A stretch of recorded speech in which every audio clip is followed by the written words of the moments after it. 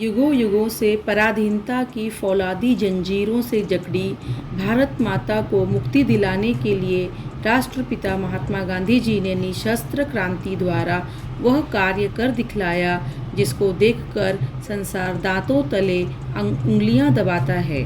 अहिंसा के पुजारी ने वह कमाल कर दिखाया जिसका उदाहरण सारे संसार में दीपक लेकर ढूंढने पर भी नहीं मिल सकता। महात्मा गांधी जी का जन्म 2 अक्टूबर 1869 ईस्वी को काठियावाड़ प्रदेश के पोरबंदर ग्राम में करमचंद गांधी जी के घर हुआ।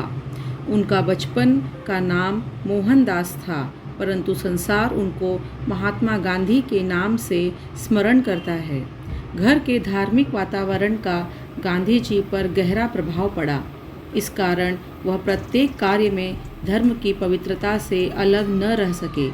मैट्रिक पास करने के पश्चात वकालत के लिए गांधी जी विलायत गए। विदेश जाते समय माता से प्रण किया कि मैं विदेश में जाकर मांस और मदिरा का सेवन न करूँगा, जिस पर वह आजीवन दृढ़ रहे। बैरिस्ट्री पास करने पर वे भारत लौटे। मुंबई में उन्होंने कार्य आरंभ किया।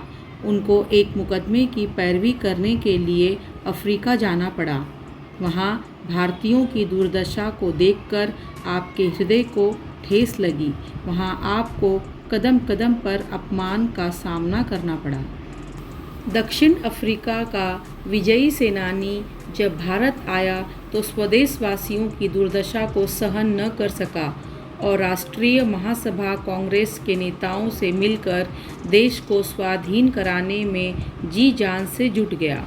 लोकमान्य तिलक जी का अमर जयघोष की स्वतंत्रता हमारा जन्मसिद्ध अधिकार है का पवित्र संदेश भारत के कोने कोने में फैलाकर जनता को नवजीवन प्रदान किया। अपने उद्देश्य को सफल बनाने के लिए सत्याग्रह के शस्त्र का प्रयोग किया।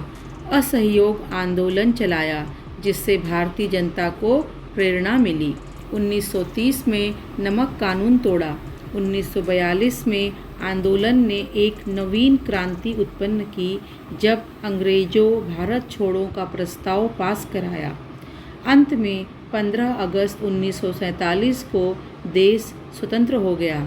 आप सफलता की मंजिल पर पहुंच गए, परंतु जिस राज्य के स्वप्न को वे साकार बनाने का प्रयत्न करते थे उसको अधूरा छोड़कर एक धर्माढ्य भारतीय युवक नाथूराम गोडसे की गोलियों का निशाना बन गए और 30 जनवरी 1948 को भारत के जन जन को रोता छोड़कर उस परम प्रभु की गोद में चले गए।